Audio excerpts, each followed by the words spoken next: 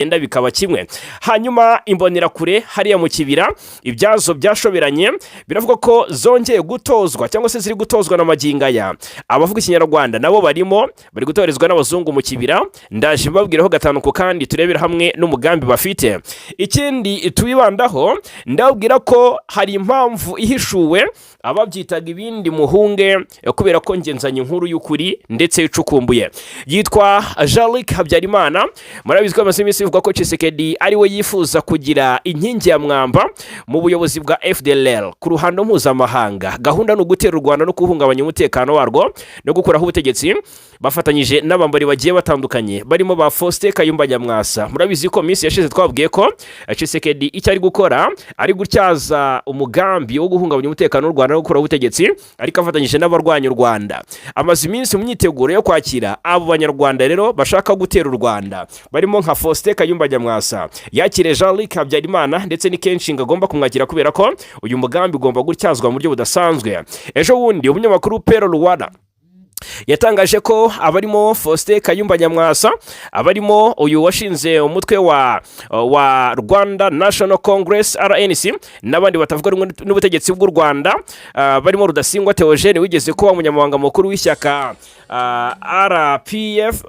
RPF Inkotanyi, barimo David Himbara uzwiho gusebya ubutegetsi bw'u Rwanda na Gerard Gahimya wigeze kuba umushinjacyaha wa Repubulika. Aba bose Tshisekedi arabashaka kubeza ibiganiro ngo bafatanyirize hamwe barebe uburyo bakuraho ubutegetsi bw'u Rwanda ngo bicaza amabuno mu rugwiro. Ndaje mabwire indi ngingo nyamukuru cyangwa se indi mpamvu nyamukuru igaragajwe aka kanya ivuga uburyo Tshisekedi Felix Antoine ngo agiye kubikoramo, ariko n'impamvu nyamukuru yifatiye umuhungu Jean-Luc Habyarimana muri uyu mugambi. Umuhungu udafite ishyaka na rimwe ayoboye, utarigeze unagaragara mu buyobozi, ariko kuba gusanga ari umwana wa perezida Juvenal Habyarimana ngo nta nubwo ari cyo gusa Tshisekedi yagendeyeho. Hahishuwe indi mpamvu nyamukuru nje nkababwira gatanu ku kandi. Bara natwe rero va ku munota wa mbere kugira ko wanyuma ubanye natwe, kanda like tubone ko bikunda, tanga igitekerezo cyangwa se comment dutima muri comment, hanyuma unasangiza abandi aya makuru, ukande subscribe cyangwa se abone kugira ngo mujye kuri wiyongere umuryango mugari w'abadahwema kwibanira natwe mu ruhererekane rw'amakuru n'ibiganiro bigiye bitandukanye tuba tudahwema kugenda tubagezaho. Reka ndebe ko nakira umutaalamu uri Goma, tuganire kuri situation Goma, turebere hamwe uko umutekano wifashe muri uriya mujyi w'ingenzi muri Kivu y'Amajyaruguru, umujyi wa Goma. Reka tureko twamuhamagara nibidukundira rwose turaba duhirwa cyane, hanyuma turebera hamwe uko situation imeze. Ni munyemerere mbere yuko tutaramufatisha cyangwa se mbere yuko mu by'ukuri hakiri imbogamizi tugomba kubanza tugakora kugira ngo tubashe kuvugana. Reka mbabwire ko muri aka kanya hari raporo yasohotse, ubwo reka mbariyo mperaho tubone kwanzika n'ibiri kuvugwa Uvira. Hari raporo yasohotse igaragaza ibikorwa cyangwa se igaragaza ngo ibikorwa bibi cyane ibikorwa na M23 mu matware yayo, ndetse by'umwihariko ibikorerwa mu mujyi wa Goma, umurwa mukuru intara Kivu y'Amajyaruguru, ugenzurwa n'ubundi n'indwanyi za M23. Aka kanya hasohotse igisa nka raporo karahabutaka cyangwa se raporo njye nakwita rutwitsi, kubera ko ni raporo igaragaza uburyo ngo M23 yakoze ibikorwa ndengakamere by'ubugizi bwa nabi byo kubuza uburenganzira ababukwiye.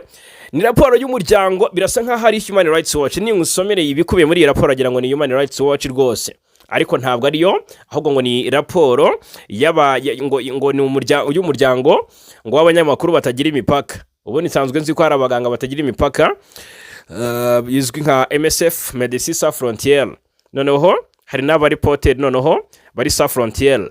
Aka kanya amakuru akavuga neza ko ibikuye muri iyi raporo bigaragaza neza uburyo M23 yakoze ibikorwa by'iyicarubozo ndetse igakora ibintu bihabanye cyangwa se bitarimo kubaha ikiremwa muntu. Noneho rero iyo raporo icyo yaje ivuga ngo uyu mutwe witwaje intwaro M23 wakoresheje kontineri zidafite urumuri, zidafite umwuka uhagije mu gufungiramo abasivile ndetse n'abanyamakuru nibura babiri muri Burasirazuba bwa Repubulika ya Demokarasi ya Kongo. Ibi byatangajwe mu iperereza ryakozwe n'uyu muryango w'abanyamakuru batagira imipaka, abareporter bari Sans Frontières. Rero ryasohotse kuri wa mbere, ni raporo ishingiye cyangwa se ngo rishingiye ngo ni ikusanyamakuru ryashingiwe mu by'ukuri ku buhamya n'amafoto yihariye yagiye agaragazwa, nk'uko amakuru yakusanyijwe n'iyi RSF abivuga, ngo zimwe muri izo kontineri ziri mu gikari cy'inyubako y'inteko nshingamategeko y'intara ya Goma mu gace ka Himbi, aho M23 yafashe nyuma yo kwigarurira umujyi wa Goma muri Mutarama umwaka wa 2025. Hari n'ahandi hantu ha kabiri hamenyekanye, ni hafi ya radio na televiziyo by'igihugu RTNC, hariya ni hafi ya Goma mu mujyi wa Goma. Imbereho mibi cyane nk'uko ubuhamya bwa RSF bivuga, ngo niyo bigaragara ko iri ahangaha, kuko ngo abafungwa bashyirwa muri izo kontineri ari benshi cyane badafite urumuri cyangwa se amadirishya. Umwe mu banyamakuru akavuga ko abantu bagera kuri 80 bashobora kuba ngo bashobora gufungurirwa hamwe icyarimwe, bemerewe gusohoka rimwe ku munsi mu gitondo cya kare, kugira ngo mu by'ukuri ngo bikemurire ibibazo by'ibanze, ngo kandi bahabwa ibiryo rimwe na rimwe cyangwa se rimwe ku munsi, bigizwe ngo n'uruvange rw'ibishyimbo n'ibigori ikizwi nk'imvungure. Ngo hari n'abatangabuhamya bavuga ko ngo abasirikare ba M23 bakubita abafunzwe cyangwa se bakubita imfungwa, bakabakubita ibiboko rwose, ndetse ko hari n'abapfiriye muri izo kontineri. Wahoze ari imfungwa ngo RSF yavuganye nawe, ariko itatangaje amazina ye ngo ku mpamvu z'umutekano we. Baravuga bati we yavuze ko ngo aho ngaho ba uri hagati y'ubuzima n'urupfu, ngo nta gusurwa, nta kwitabwaho nk'umuntu, ngo kandi hari iyicarubozo buri munsi. Ahacitse cyangwa se ngo abacitse ku icumu cyangwa se abarokotse bamwe bajyanwa handi nyuma y'ibyumweru byinshi bafunzwe, harimo na gereza nkuru ya Munzenze Igoma yongera gufungurwa muri Nyakanga 2025 igenzurwa na M23. Ibimenyetso bifatika RSF ivuga ko yaretswe cyangwa se igenderaho itangaza iyi raporo, ivuga ko ngo byemezwa ngo n'amafoto yakwirakwijwe ku mbuga nkoranyambaga agaragaza ikigo cy'inteko y'intara mu mpera za 2025, harimo abantu benshi bari ku murongo bayobowe n'umuntu umwe, n'umuntu ufite intwaro, ndetse hagaragara kontineri ebyiri z'amabara atukura n'umuhondo n'iya gatatu y'ubururu. Ubwo rero hakorekejwe ngo isesengura ry'ifoto yafashwe n'icyogajuru mu Gushyingo umwaka ushize, ikigo Planet Labs ngo ni isesengura ry'ifoto yafashwe n'icyogajuru mu Gushyingo umwaka ushize n'ikigo Planet Labs, ngo ryafashije RSF kubona inyubako zihuye n'ibyavuzwe n'abatangabuhamya. Ngo ugereranyije ni ifoto y'umwaka wa 2023, bigaragara ko izo nyubako zitari zihari mbere yuko M23 ifata Goma. Nk'uko iperereza rya Amnesty International ryasohotse muri Gicurasi umwaka ushize ribivuga, aha hantu ni ahantu hifashishwa mu gufungira abantu mu buryo butemewe, aho hakorerwa ngo iyicarubozo n'ubwishanyi butanyuze mu mategeko. M23 hangaha irabihakana. Reka turebera hamwe ibyo uyu mutwe watangaje binyuze mu bavugizi bayo. Birumvikana kuko mu by'ukuri raporo nk'iyi ngiyi bisohotse ibigomba kubigira yagira icyo ikomozwaho, dore ko iba ije ari raporo iharabika umutwe wa M23 cyangwa se igaragaza ko uyu mutwe ukora ibikorwa by'ubugizi bwa nabi. Uyu mutwe rero wabihakanye uvuga uti cyangwa se ukomoza mu by'ukuri kubikubiye muri iyi raporo. Reka turebera hamwe icyo uyu mutwe waje ubivugaho. Raporo karabutaka rwose kumva ko ibyo bintu byakorwa nabo ku ruhande rwa M23 ari byo bashinja guverinoma Kinshasa uko bwije nuko bukeye. Murabizi ko Kinshasa bafunga abantu bizira impamvu, rero bibaye ari byo M23 ikora ibikorwa, nibyo mu by'ukuri amahanga yose yagaya, ariko kandi ese ni ibintu bihama.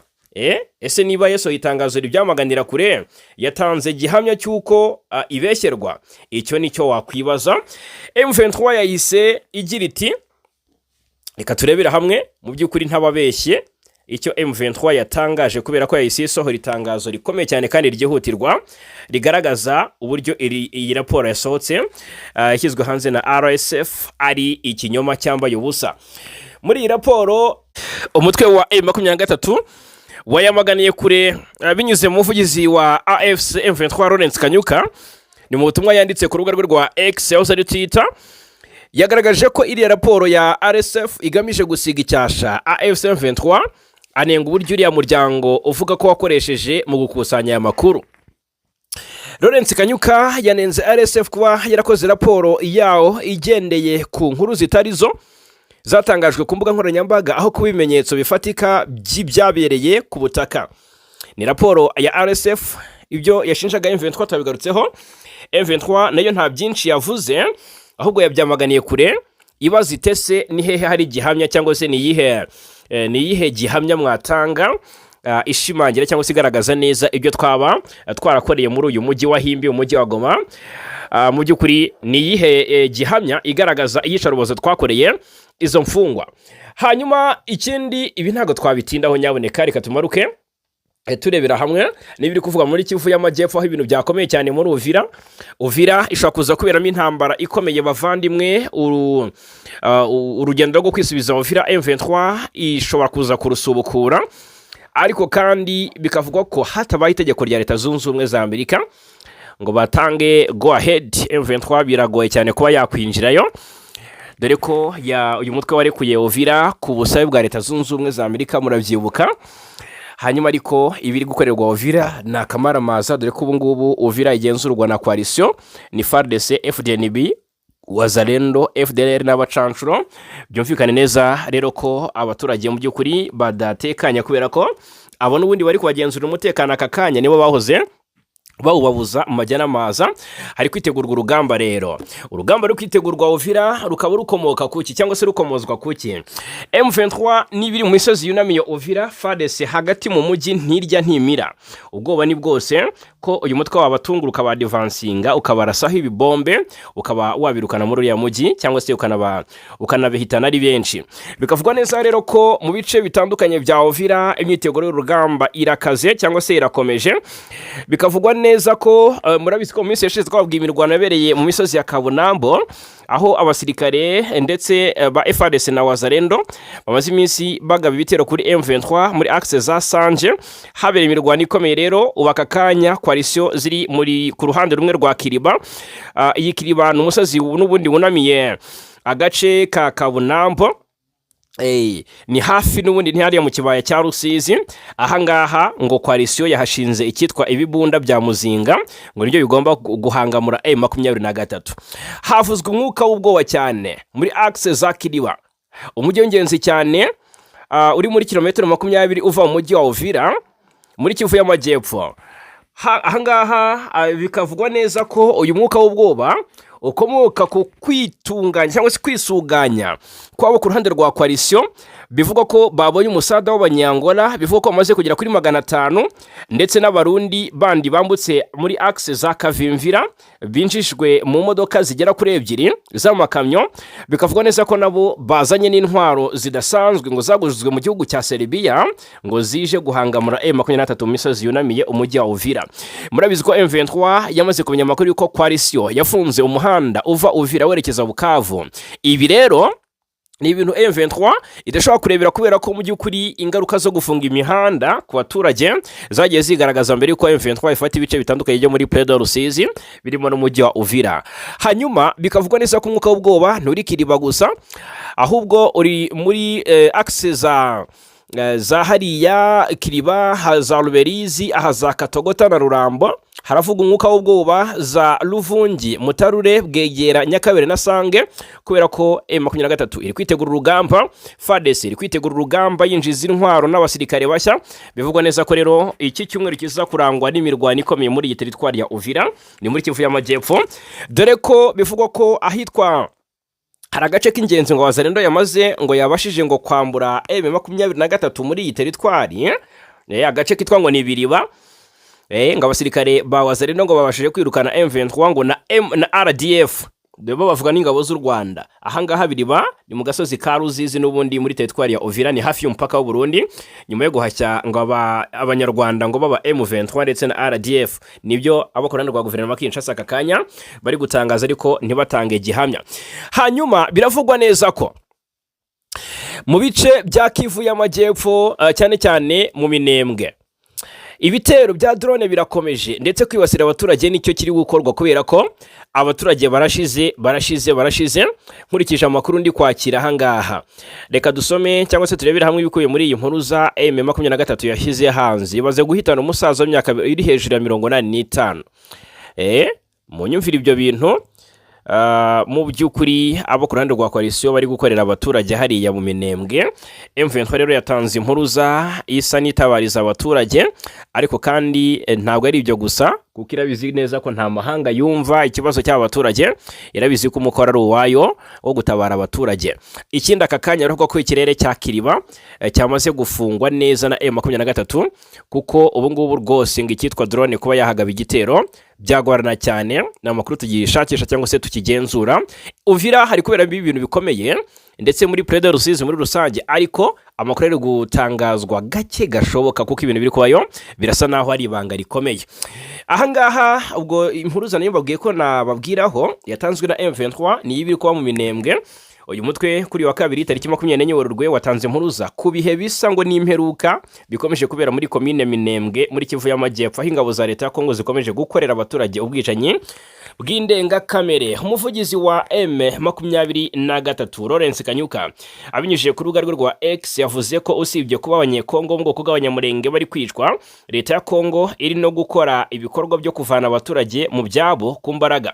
Ati turatanga impuruza ku baturage ba Repubulika ya Demokarasi ya Kongo kubiri kubera muri Minembwe, aho ibintu byafashe indi ntera ikomeye mu gisa nk'imperuka, ubwicanyi ndetse no kuvanwa mu byabo ku gahato ku bavandimwe bacu b'abanyamurenge bikomeje ubudacogora, imiryango yose irimo kurimburwa burundu. M23 ivuga ko mu rwego rwo kubungabunga agaciro ka muntu yirinze gushyira ku karubanda amashusho ateye ubwoba cyane y'ibiri kubera muri Minembwe, aho kugeza ubu mu bo byamenyekanye ko biciwe muri kiriya gice harimo umukambwe Rudaga Adriani w'imyaka 95 y'amavuko wiciye mu bitero bya drone ihuro ry'ingabo za leta ya Kinshasa zagabye mu bice bya Minembwe kuwa mbere tariki 23 Werurwe 2026, aho kuri ubu abanyamurenge n'imiryango itandukanye iharanira uburenganzira bwa muntu bakomeje kwamagana ibitero ingabo zirimo iza FARDC, iz'u Burundi na FDLR bakomeje kugaba mu Minembwe, ari nako basaba umuryango mpuzamahanga kugira icyo ubikoraho. Ibi rero ni biri gutangarizwa hangaha muri Kivu y'Amajyepfo. Hanyuma ahandi twakomoza ku makuru yo guturukayo ni muri Mwenga, ariko reka tubanze mu Kibira, naho hari amakuru yihutirwa cyane kumbonera kure ndetse ngo n'abandi b'abantu b'abanyarwanda bari gutorezwa na hariya mu Kibira ngo bagatozwa n'aburuhu rwera.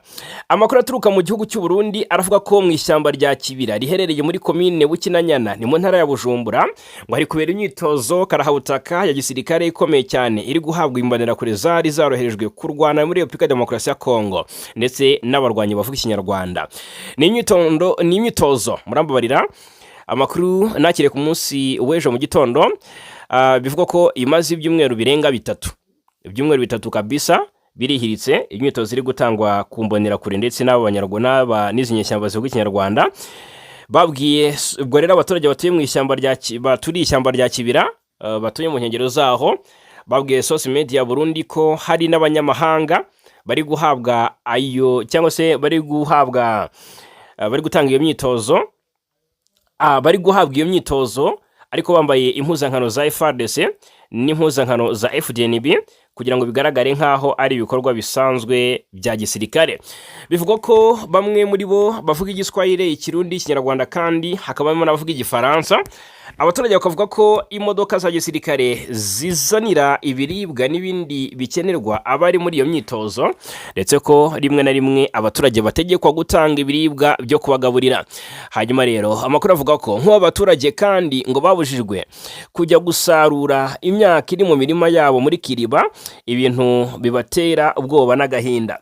Umwe mu baturage wabitugaragarije ati rwose ntitukigera mu mirima yacu mbere yuko ibi bikorwa bitangira, batubwiye ko hazaba imyitozo kandi ko tutagomba kugira ubwoba, ariko ubu bwoba burahari kuko ntidushobora gutuza mu gihe duhora twumva amasasu, twabaye nk'ababyihanganira kuko nta yandi mahitamo dufite. Amakuru akavuga ko abasirikare b'u Burundi aribo batanga iyo myitozo babifashijwemo n'abatoza b'abanyamahanga barimo n'abazungu. Ngibyo rero ibiri kugenda bitangazwa. Muri axe za Karehe havuzwe ibitero bya drone byahitanye abasivili 11, amatungo arasahurwa n'ibindi bigiye bitandukanye. Igikuba cyacitse ni muri Kivu y'Amajyepfo mu ijoro ryo ku itariki ya 23/24 Werurwe, bikavuga ko ingabo z'ihuriro ry'ubutegetsi bwa Kinshasa harimo na Wazalendo ngo nizo zagabye igitero nkana ku baturage bo muri teritwari ya Karehe. Itangazo ryashyizwe hagaragara na M23 rivuga ko mu mudugudu wa Cumuyaga abantu 5 bishwe bunyamaswa, undi arakomereka bikabije, mu gihe amatungo y'abaturage yasahuwe mu buryo bwateguwe. Naho mu mudugudu wa Bibatama abaturage 6 bapfuye, umuntu umwe arakomereka bikabije. Hanyuma ibi bitero by'ubugizi bwa nabi kandi byibasiye abasivile byongeye kwerekana mu by'ukuri iterabwoba n'ubunyamaswa bikorerwa abaturage. AFC M23 yongeye gushimangira ubushake bwayo bwo kurinda abaturage no kurengera abaturage n'ibyabo muri izi axe zigiye zitandukanye. Hanyuma mu bice bya Mwenga naho reka duhite tumanuka twerekeza i Mwenga. Ni muri amakuru ni menshi nyabuneka, ndagira ngo tubane ukuyeho rwose waba ukosheje cyane. Ubwo ntarakubwira ibiri Katanga nyabuneka waba ukoze ikosa rikomeye cyane. Warikare Masisa hose ibintu byacitse byadogereye. Reka nyarukire Mwenga.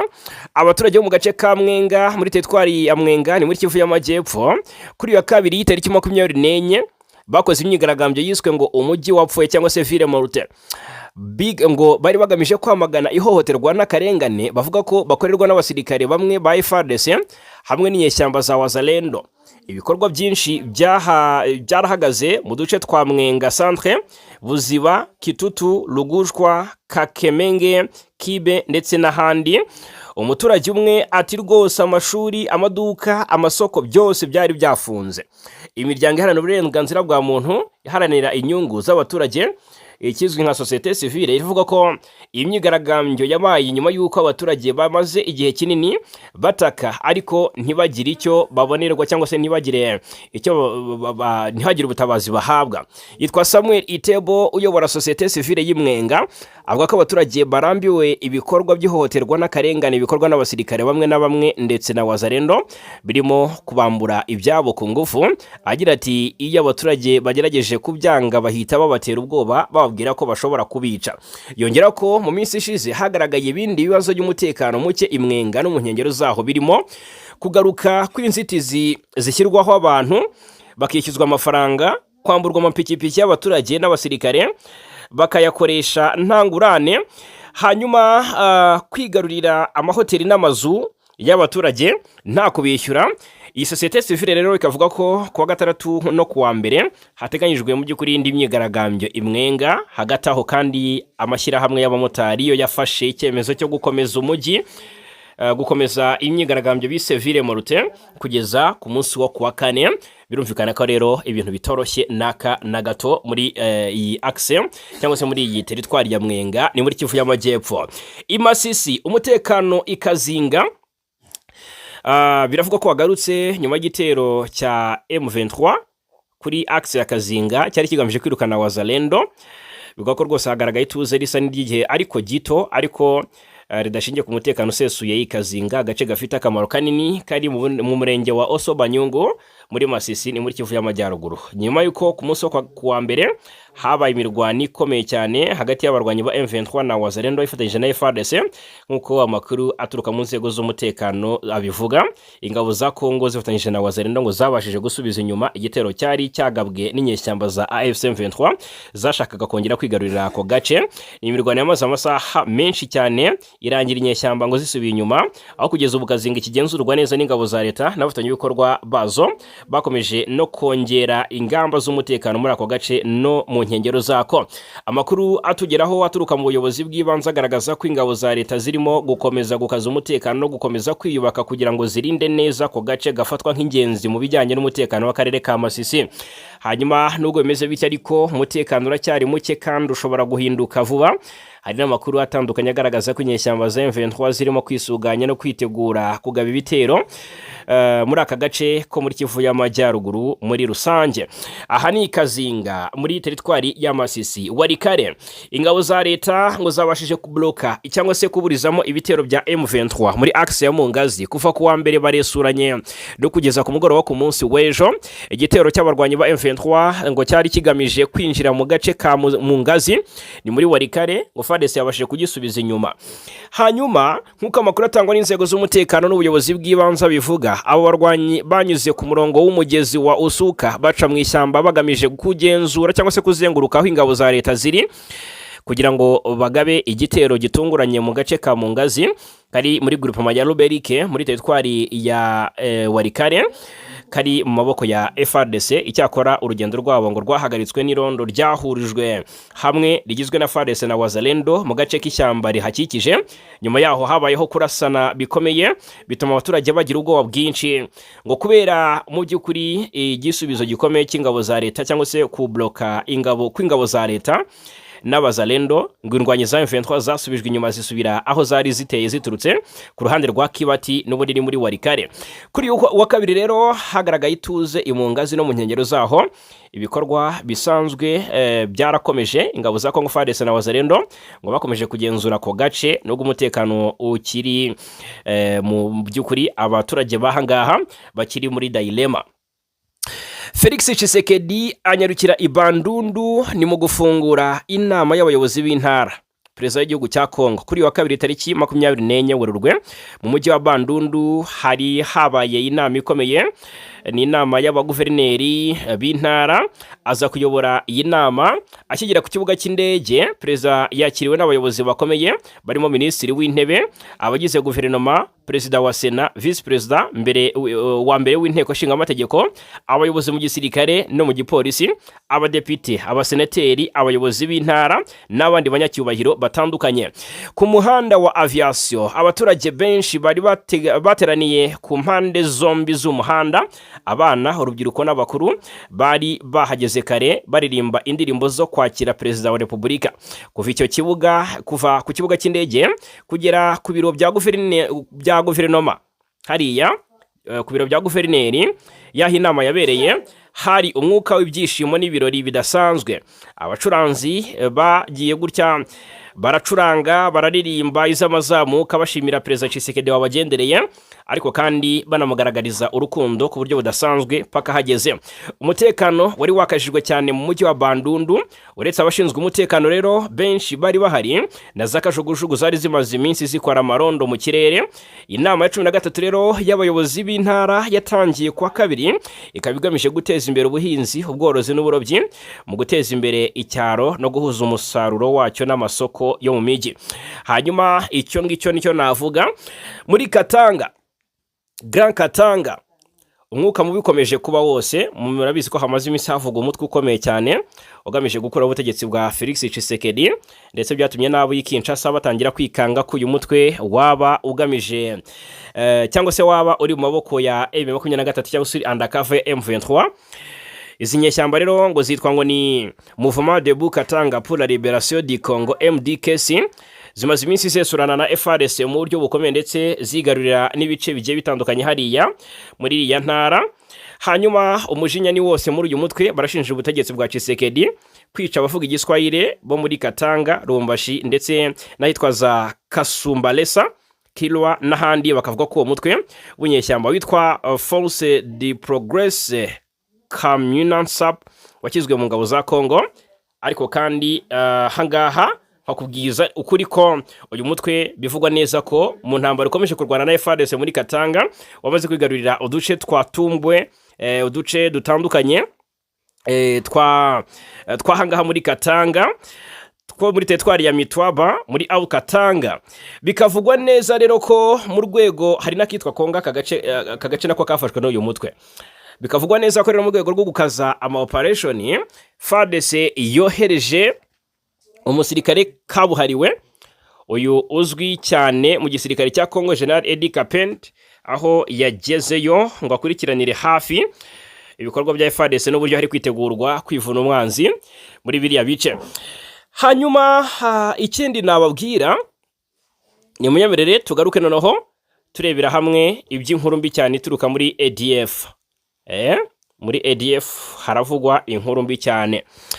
Yitwa Defender Kasibandi, ni umwe mu bayobozi w'umutwe w'iterabwoba wa ADF, Allied Democratic Force, yishwe mu gikorwa cya gisirikare cyihuriweho n'ingabo za Congo FARDC na UPDF. Iki gikorwa rero ngo cyabereye ahitwa Asangwa, ni hafi y'uruzi rwa Lindi ku mupaka uhuza uturere twa Lubero na Mambasa, nk'uko igisirikare cya Congo cyabitangaje kuri wa kabiri tariki 24 Werurwe.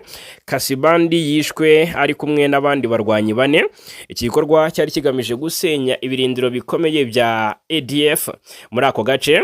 Raporo ya Bridgeway Foundation igaragaza ko izina n'ifoto bya Kasibandi biri mu bayobozi bakuru ba ADF yobowe na Musa Baluku. Igikorwa cya gisirikare kibanze ku mutwe wari uyobowe na Abukas, umwe mu bayobozi bakomeye b'iyo mitwe uherutse kuyobora ibitero byahitanye abaturage benshi mu gace ka Bapele hariya muri Lubero. Muri icyo gikorwa kandi abasivili 3 bari bafashwe bugwate bararekuwe nubwo tariki nyayo cyabereyeho itatangajwe. Mu makuru yatangajwe mu cyumweru gishize byavuzwe ko nyuma y'uko umutwe wa Abukas wimukiye mu gace ka Bapele muri Kamena umwaka wa 2024, nyuma y'amezi make abarwanyi bawo bavuye Ibandulu berekeza Bilulu banyuze Imidede bajya gutabara undi mutwe wa ADF wari wirukanywe cyane mu gace ka Biakato Mambasa n'ingabo za Congo FARDC na UPDF. Ibi rero bigashimangira amakuru avuga ko ibitero biri kuba mu gace ka Mambasa bikorwa n'imitwe ya ADF iturutse Ilubero, cyane cyane Imangurajipa yobowe na Abukas. Hanyuma umuvugizi w'ingabo mu gace ka Sokola rimwe muri Grand Nord ndetse na Front Nord yitwa Lieutenant Mark Elongo yatanze umuburo ukomeye kubafatanya n'iyo mitwe, agira ati aho muri hose ibyo mukora byose mwihishe mufatanyije n'aba barwanyi turi kubakurikirana, muzafatwa mwese mushyikirizwe ubutabera.